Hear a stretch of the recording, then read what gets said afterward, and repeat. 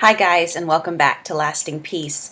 I have had a very full weekend. I don't know if you can see kind of the rosy effect on my cheeks. I've been outside a lot this weekend and I've had a blast. But we'll get to that. I'll tell you a little bit about what I did. I think it'll relate to some of what I want to talk to you about today.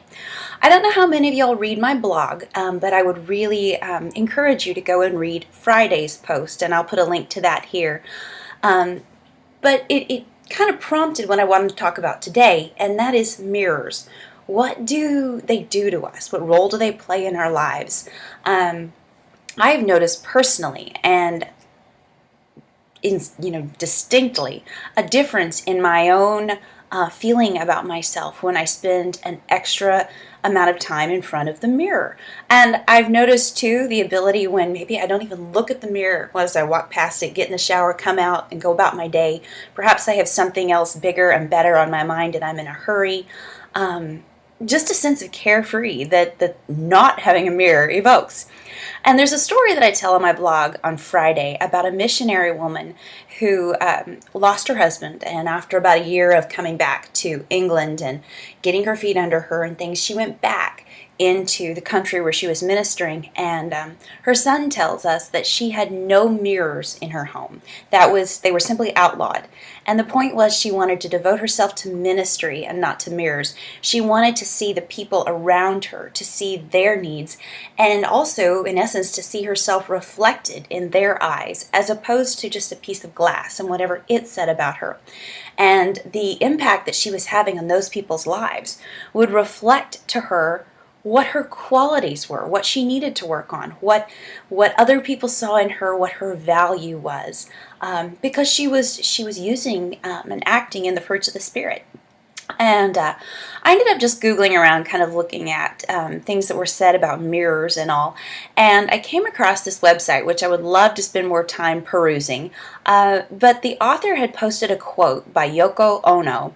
And it's entitled Mirror Piece, and she wrote it in 1964. It says, "Instead of obtaining a mirror, obtain a person. Look into him. Use different people, old, young, fat, small, etc." And I just wonder what it would do for us if we looked into other people as opposed to into a glass or a reflection to tell us who we are, what we're doing right, what we're doing wrong, how we might be pleasing the Lord, how we are changing our world. And it just really struck me, and it's something I want to ponder a lot more. And to this weekend, I spent all day yesterday and today watching an agility trial with some dogs. I have a good friend who is competing with her dog in agility. And I was watching in particular one dog who is a pro. She's been doing this for years. She's excellent.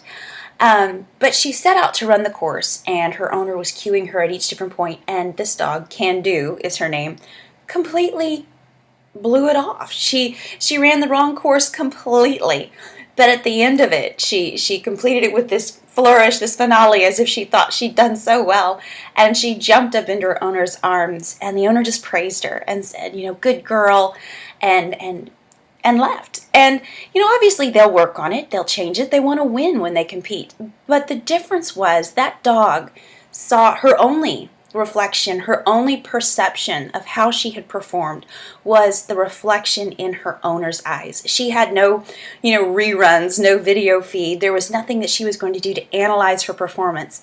The only way she saw herself was in the reflection of her, in her owner's eyes and her owner's tone of voice.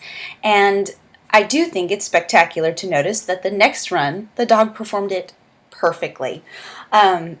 Again, you can take that for what it's worth. Maybe you don't see the correlation that I do. But it's important to us when we're going to analyze who we are and look at the things that maybe we want to change about ourselves, to look into, first of all, our owner, our creator, the eyes of our Savior, Jesus Christ. And after that, look into the eyes and the tone and the responses of the people who love you. And you'll see there the truth about yourself. And from there, you can evaluate what you want to do with the rest of your life and what you want to change. And anyway, I hope that makes some sense to you. Thanks again for joining me, and I'll see you next week.